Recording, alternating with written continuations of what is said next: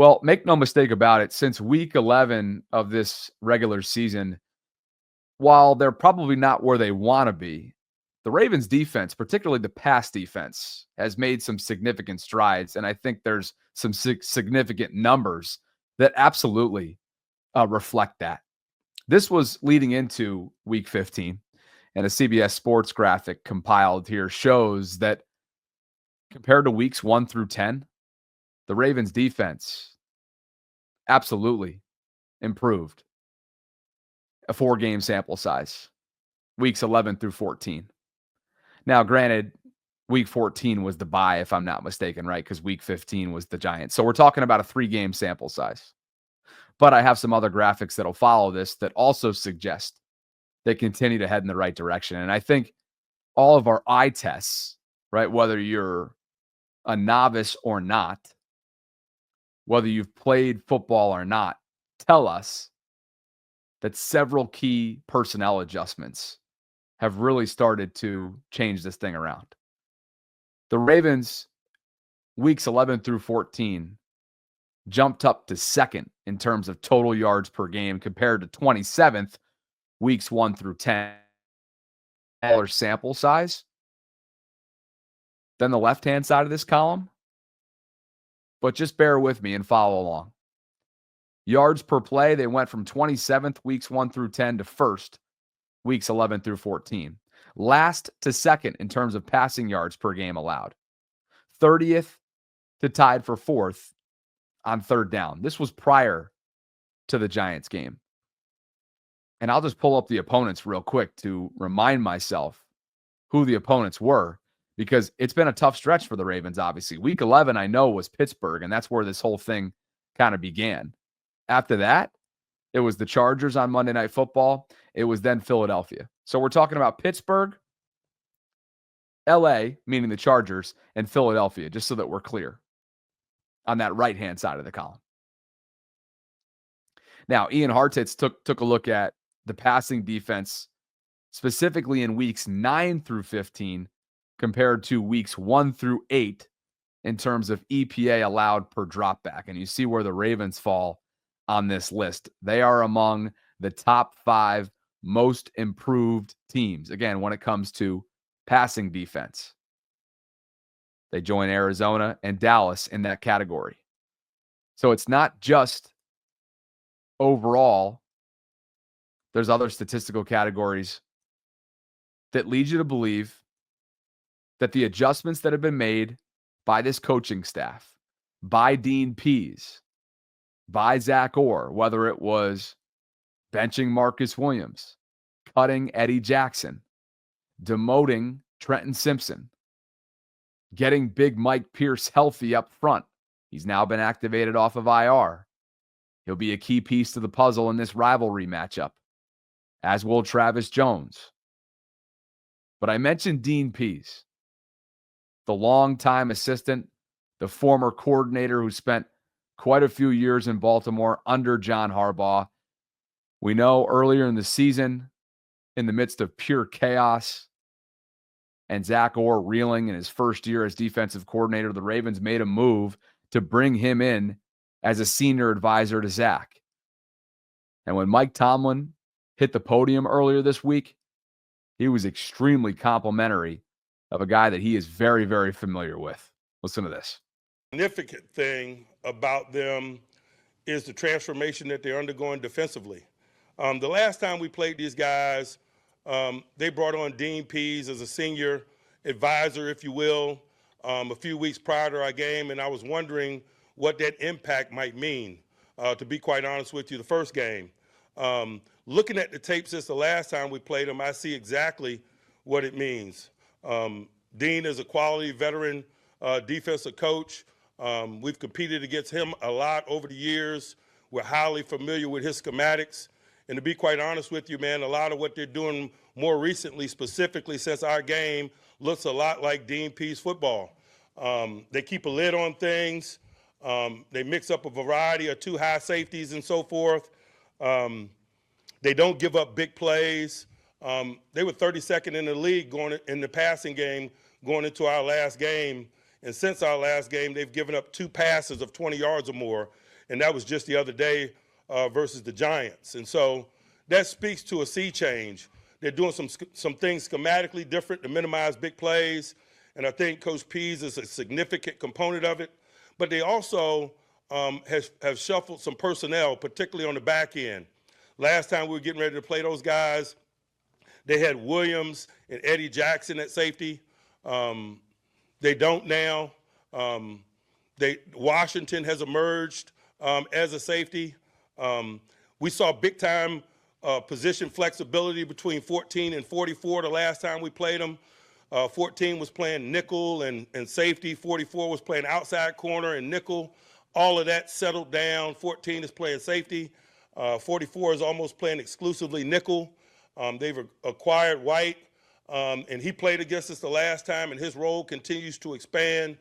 I see a lot of settling of the division of labor, a solidifying of roles, and some altering of schematics that has done an awesome job of minimizing some of the explosion plays that kind of characterized them coming into this last game. And so that really has our attention. There's still the rough and tumble run defense group that they've been. They minimize explosion plays in that area of the game as well. They shed blocks, they come off blocks, they make tackles. They've got Mike Pierce back, who is a formidable run stopper, who is capable of being an additional hand in terms of minimizing the run. And so they've really settled some things down on defense, and they're making themselves a more difficult group to move the ball with, to score on. The tape tells me that. The statistics tell me that as well. And so, man, we're working with an edge, man. They're about as different as you can get defensively over the course of a month. And so we got some work ahead of us in that area. A lengthy snippet there from Mike Tomlin's press conference as he gets ready for Week 16 in this Ravens matchup. And before I react to that, how about this statistic compiled by Matt Williamson? During the first 10 weeks of the season, the Ravens defense gave up 29 pass plays of 25 yards or more. That was the most in the National Football League. Over the past 5, they've allowed just 3. That's least in the league. Okay, so what Coach Tomlin is getting at here is absolutely relevant. The Dean Pease effect is alive and well. And Coach Tomlin said the most significant thing about them is the transformation they're undergoing defensively. I think Coach Pease is a significant component of it. They're about as different as you can get defensively over the course of a month. This is a team that has undergone legitimate transformation. And you heard him mention a few of the personnel adjustments that were made. Most obviously, asking 14 to go back to traditional safety and calm things down on the back end, hoping that it would be a trickle-down effect from level 3 to 2 to 1 to so on and so forth. That's exactly what Kyle Hamilton has provided. Ardarius Washington, the former undrafted rookie out of TCU, he is healthy, playing great football. Interception last week in the second half. A ball hawk, physical, rangy, right? Well studied, great vision. Those two have calmed things down. Trenton Simpson's been demoted, the second-year player out of Clemson, who's a first-year starter, or at least he was. I think that combined with a lot of the uneasiness and the unreliability that was happening on the back end when Marcus Williams and Eddie Jackson were in there really made for tough times for Roquan Smith. You're seeing the fruits of this coaching staff's labor start to take and come to fruition for Roquan. He is playing more freely. He is highly, highly physical as always, and he's getting those splash plays more often. He's popping. When you had all those busted coverages on the back end and the issues in the middle part of the defense, it all goes hand in hand. And combine that with, at times, earlier on in the season, a lack of pressure from the edges. It was a perfect storm. And so, first and foremost, Kyle going back to traditional safety improved things. Ardarius Washington getting promoted improved things.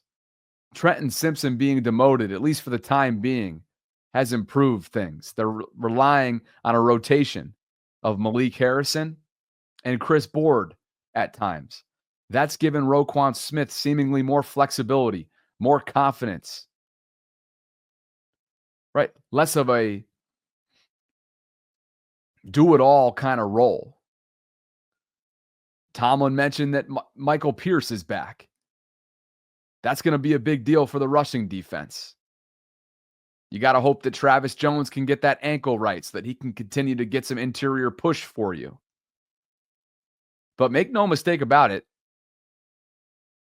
Dean Pease has come in and settled things down. And you heard Coach Tomlin say and this is the statistic right here that you should print out and use as Exhibit A. Exhibit A for why things are heading in the right direction. The first 10 weeks of the season, the Ravens defense gave up 29 pass plays of 25 yards or more. That was most across the league.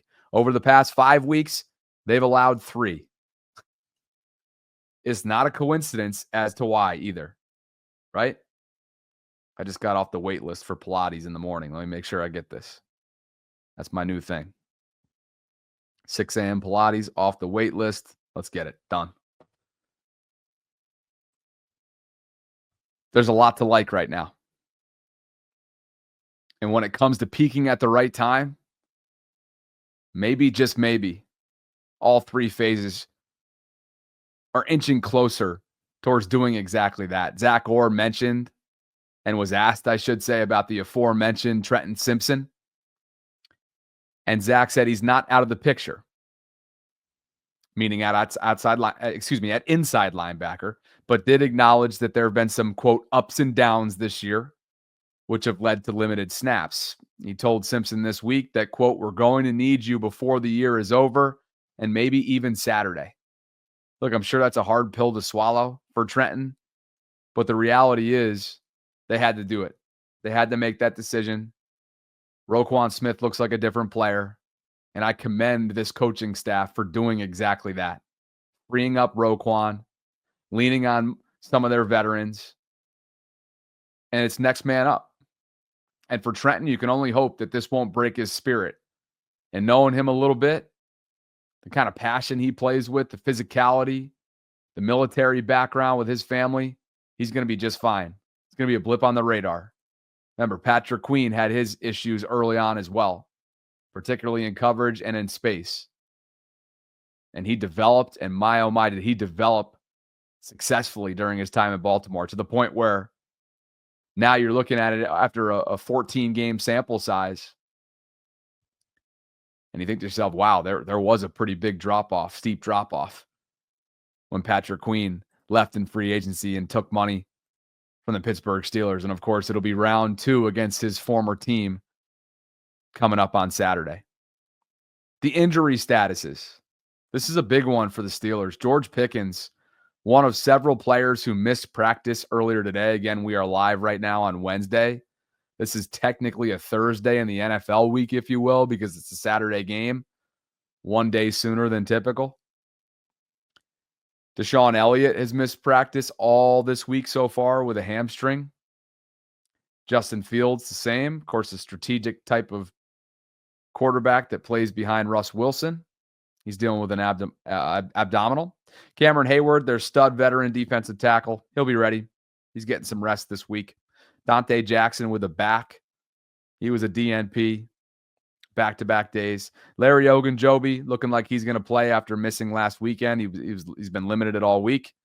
George Pickens, again, the vertical threat, is going to stretch Baltimore's defense, and certainly had a day, by the way, in Week 11. We all remember. Just ask Brandon Stevens about the numbers. Pickens finished with a game-high 8 receptions for 89 yards. He was targeted 12 times and had a long of 37. That's 11.1 yards per catch. Not looking good for Pickens, and those hamstrings tend to linger. PQ, he'll be ready. They're just giving him some rest. And, of course, TJ Watt upgraded from DNP to limited with that ankle. you know it's going to take a lot for the perennial Defensive Player of the Year candidate to miss this one. I get the sense that he'll be ready. I don't know. I need more information on Pickens. Not looking great for him. And what that means is there's a big drop-off after that. And the Ravens are going to have to contain Calvin Austin, Darnell Washington, their tight end, Freiermuth. But you like the way this is setting up for the Ravens if Pickens can't go. As for Baltimore, kind of a steeper injury report than you would have expected. And a few new names to this, but I don't think there's anything to really be concerned about. It just looks a lot deeper than it did a day ago. Nelson Aguilar remains in concussion protocol, trending towards not being able to go.